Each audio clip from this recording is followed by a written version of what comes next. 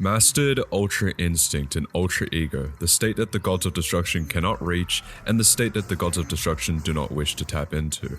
Both forms have appeared in the Dragon Ball Super manga, worded respectively by Goku and Vegeta, but which form is better? Which is stronger? This video will go over all the distinct features between each form to see which is overall better. But before that, make sure to subscribe, close to 30k, let's get into the video. Mastered Ultra Instinct isn't to be confused with the form's predecessor, Ultra Instinct Sign. The stark difference between Ultra Instinct Omen and Mastered Ultra Instinct is that Ultra Instinct Omen actually diminishes Goku's raw offensive powers. He's so focused on countering and dodging that he can't fully utilize his power when he switches to attack. Mastered Ultra Instinct, however, is literally and figuratively a step above Ultra Instinct Omen. The offensive weakness is no longer a problem, so whenever Goku lands a blow, it hurts a lot. And even that's an understatement. In terms of actual design, the anime and manga have some differences, which I'll go over. In the anime, Goku is essentially surrounded by a silver and blue aura, which consists of a ripple-like flame that's even left on the battlefield as he passes during his fight with Jiren. Unlike most of Goku's forms, where his hair is absolutely spiked up and wild, Mastered Ultra Instinct Goku's hair is more solid and defined with that silver color. In the manga, however, it's completely different. Initially, Goku gains that silver and blue aura when he first taps into Mastered Ultra Instinct, but as the battle progresses, his expression becomes more calm and focused, and thus, he loses his aura completely. Now, how does one actually tap into and use Mastered Ultra Instinct? It's a bit complicated. In the manga, it is said that one must complete emotional control to avoid disturbing the balance of Ultra Instinct. In the anime, it is less apparent that there is such a risk, as Goku was able to use his anger and drastically increase his power during the battle against Jiren.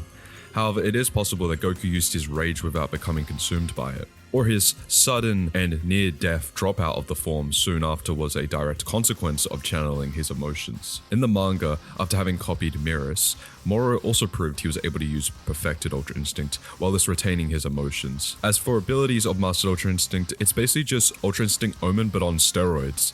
The most prevalent abilities that Mastered Ultra Instinct has to offer is the ability to dodge, counterattack, and attack without requiring thought. We see Goku use the core principles of Ultra Instinct against various opponents in the anime/manga, but most notably, Jiren and Moro. During the Moro arc, Goku straight up tells Moro that he can no longer hit him due to the state he's achieved, despite all the power he now possesses.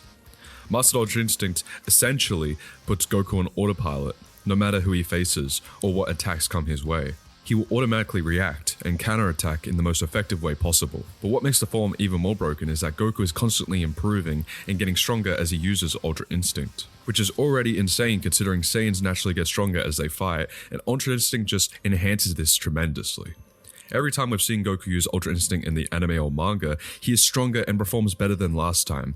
In his fight with Jiren, he's able to trade blows and actually damage a suppressed Jiren, who could blink away a Universe 7 Spirit Bomb that was being pushed by Super Saiyan Blue Kaioken times 20 Goku. The second time that Goku uses Ultra Instinct is against Kefla, the fusion of Universe 6 Saiyans Kale and Khalifa. This same Kefla was able to one-shot a stronger Goku out of Super Saiyan Blue Kaioken, but is absolutely no match for Ultra Instinct Omen Goku. Goku's movements become sharper, and the power doesn't run out as fast, but he still lacks the ability to output as much power as possible.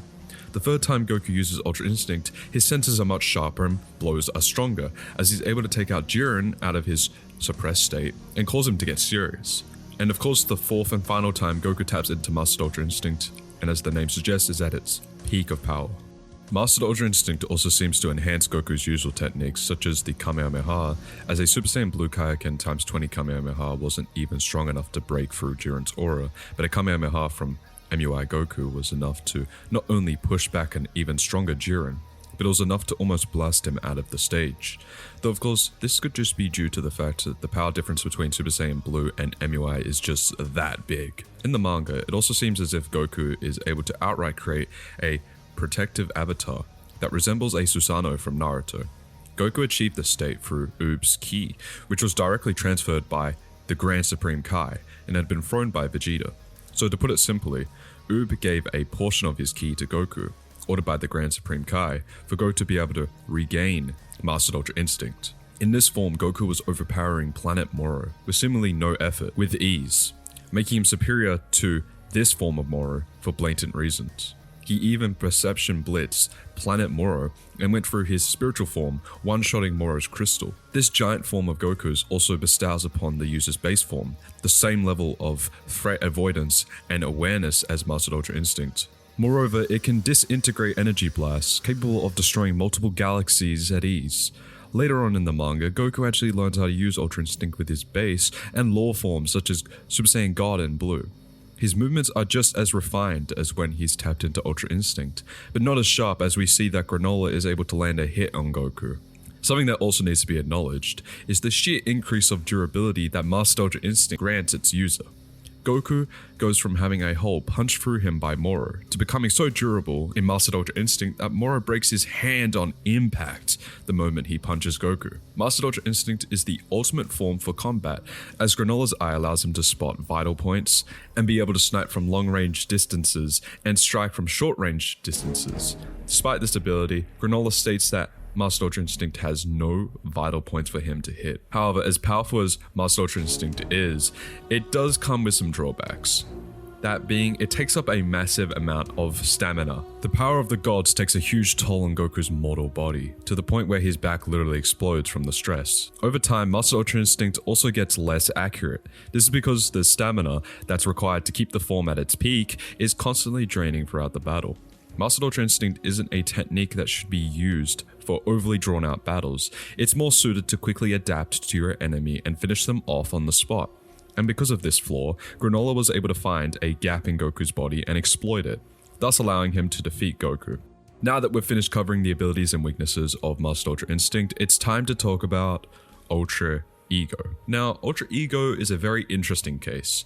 It has an incredible amount of potential, because the form hasn't been mastered yet. You can compare the form to Ultra Instinct Omen Goku, the form that opened the gates for Goku's ascension to angelhood. However, Ultra Instinct Omen wasn't the final piece of the puzzle. It was merely a tease for what would become Goku's true power. Master Ultra Instinct.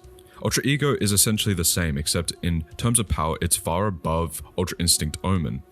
The fact that an incomplete form is valid enough to be in a conversation with Mastered Ultra Instinct goes to show just how unique the form is. Ultra Ego's design is unlike no other. Its distinctive features include the no eyebrows look that's similar to Super Saiyan 3. Vegeta's hair becomes purple and his eyes gain an unseen magenta look, with his muscle mass being more defined. The user also gains a unique flaming purple aura that surrounds the body. Vegeta names the technique Ultra Ego in contrast to Ultra Instinct, which draws upon the principles of conquering oneself, while Ultra Ego seems to draw upon a several level of self-indulgence in battle. The main difference between Ultra Instinct and Ultra Ego is that, while this Ultra Instinct allows a user's efficiency and power to increase as he continues to evade and counterattack, Ultra Ego allows the user's overall power to increase as they take more damage and delve more into their lust for battle. This is displayed by Vegeta's deeper dive into his Saiyan instincts as he's able to endure and even enjoy the pain he receives from his enemy, as it literally makes him stronger. Right off the bat, it's made apparent that Ultra Ego lacks the stamina issues that Ultra Instinct has, which makes sense considering the form is more offense rather than defense based. It also gives the user access to a God of Destruction's energy and lets Vegeta not only tap into Hakai, but more efficient and skilled with using it. Hakai is a technique that the God of Destruction can use, and to put it simply, the moment the attack touches someone, they cease to exist and get erased. However, the form does have some drawbacks. It's pretty self-explanatory. In order to gain more power, Vegeta needs to take more damage. But that's the flaw, taking damage. If Vegeta takes too much damage, eventually his body will give out. Due to the technique also requiring a certain mindset like Ultra Instinct, Vegeta's actual ego and lust for battle may be the cause of his downfall. Rather than thinking logically and fighting tactically, as he usually does, Vegeta becomes more ruthless and bloodthirsty and outright threatens to destroy the planet when fighting against Granola. As stated previously, because Vegeta has to take damage to gain more power, he may accidentally end up taking more damage than he needs to, which also may result in his body giving out. The technique, however, works well for Vegeta as Saiyans grow stronger as they fight and also when getting healed. We saw this with Vegeta on Namek when he was abusing Zenkais to gain more power quickly, except in order to gain a Zenkai boost, a Saiyan needs to be on the brink of death. Ultra Ego doesn't require such a close call, you only need to take a good amount of damage. So which form is better? the power of the angel, or the power of the destroyer? The answer is actually quite tricky as it depends on the fighter in question. Some prefer absolute strength in order to overwhelm their opponents, whilst others prefer to fight more smarter and calmly to lessen the risk of damage. Ultra Instinct is close to smart fighting. It relies on passive reactions to auto-dodge/evade incoming attacks, lessening the damage. Its passive attacks are usually critical hits, as opposed to pure damage brought by brute power. Ultra Ego is close to pure power. It relies on constant power increase as it receives constant damage. The damage accumulates over time and is converted into more power. To understand the cost of Ultra Instinct and Ultra Ego, I want you to first understand the difference between endurance and stamina. Stamina and endurance are both important in running and in sports like boxing and MMA. The two words often confuse people, which is fine as they are usually interchangeable. But interchangeable doesn't mean that they are the same. Stamina pertains to how long. It answers the question of how long a person can last. And endurance, it answers the question of how much you can endure.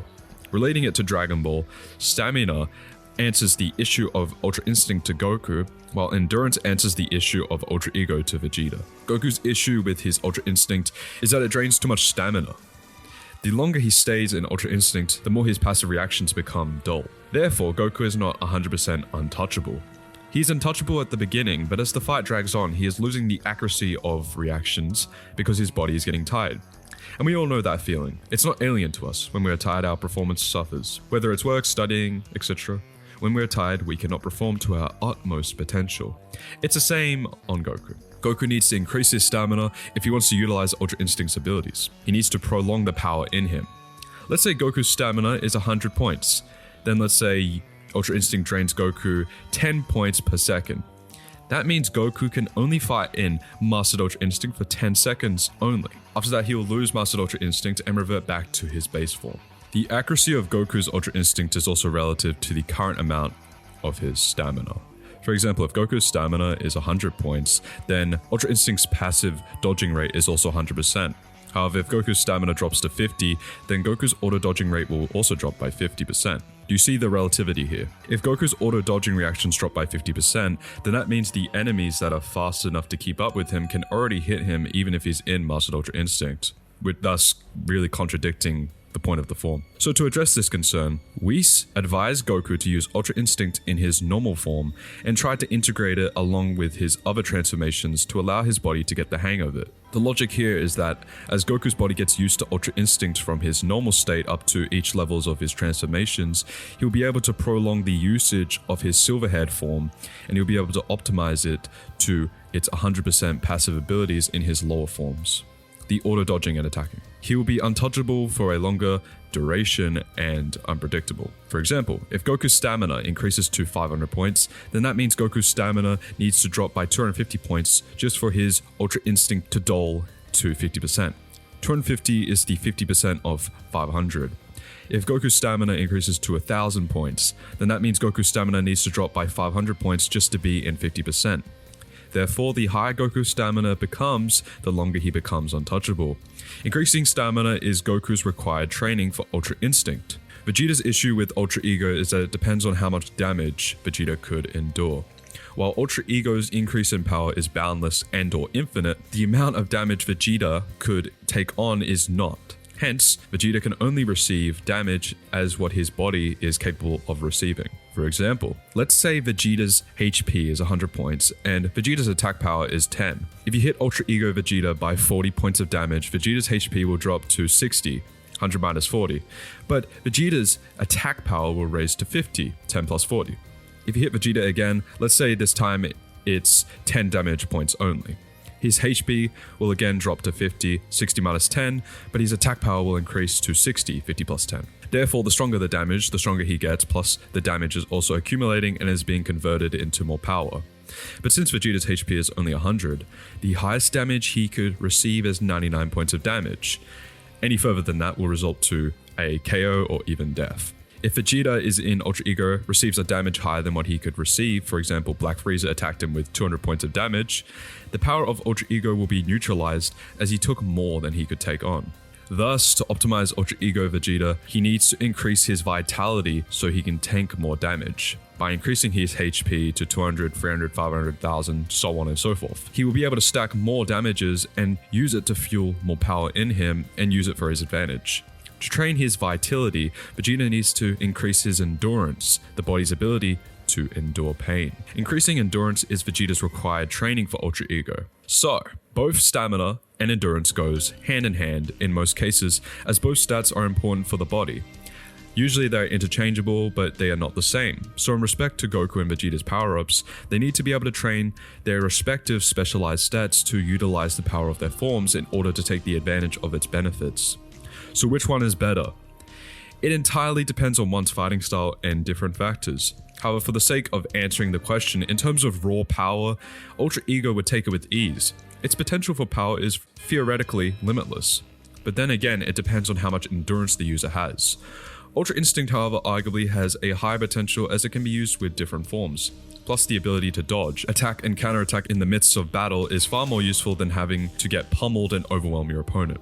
So Ultra Ego surpasses Ultra Instinct in terms of raw power, but the more reliable form would have to be Ultra Instinct. As long as you don't mess around and finish your opponent before your stamina drains, you essentially be unbeatable. Goku's main issue in battle is that he likes to draw fights out to get the most potential out of his opponents rather than end fights quickly. However, Dragon Ball Super is still ongoing, and before the Granola arc ended, Goku was able to take Master Ultra Instinct one step further and gain the form of true Ultra Instinct. I wonder how strong that form is.